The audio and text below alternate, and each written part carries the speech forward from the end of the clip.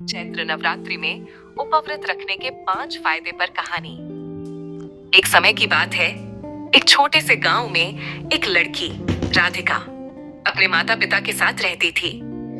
राधिका का दिल बहुत सॉफ्ट और प्यारा था, लेकिन कुछ समय से वह खुद में उलझी हुई महसूस करती थी। उसका मन शांत नहीं रहता था और उसकी पढ़ाई भी ठीक से नहीं हो पा रही थी। उसकी माँ, जो एक बुद्धिमान और धार्मिक महिला थी, ने उसे एक दिन कहा, बिटिया, चैत्र नवरात्रि आ रही है। अगर तुम इस दौरान उपव्रत रखोगी तो तुम्हारे मन की शांति और जीवन की दिशा दोनों ही बदल सकते हैं। राधिका थोड़ी हैरान हुई। माँ, उपव्रत तो कठिन लगता है, लेकिन मुझे समझाओ, इससे मुझे क्या लाभ होगा? माँ हंसते हुए बोली, बिल्कुल, मैं तुम्हें बताती हूँ। उपव्रत रखने के 5 प्रमुख फायदे हैं।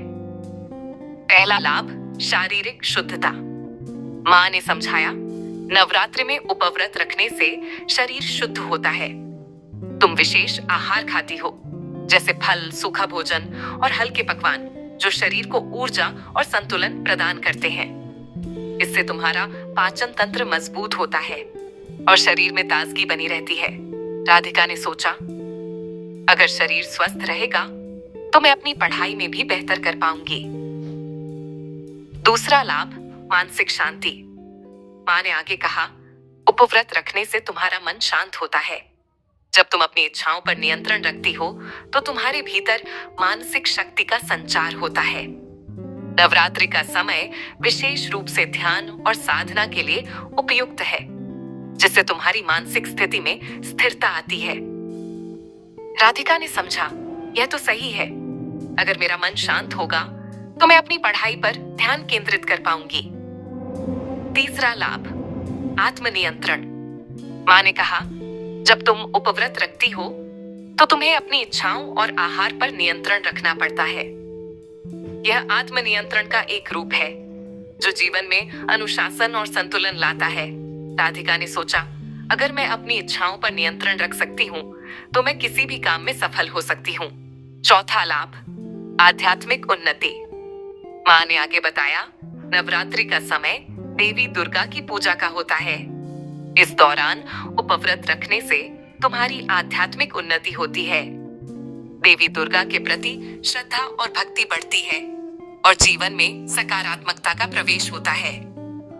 राधिका ने सोचा, अगर मैं आध्यात्मिक रूप से उन्नत हूँ तो मेरी जीवन की दिशा और उद्देश्य स्पष्ट होंगे। पांचवा लाभ, परिवार में सामंजस्य।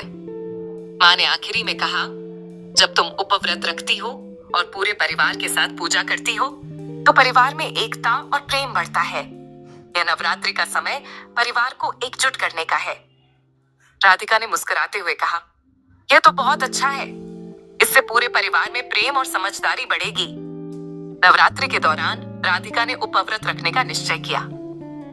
जैसे जैसे दिन बढ़े, वह महसूस करने लगी कि उसका शरीर हल्का और ताजगी से भरपूर हो रहा है।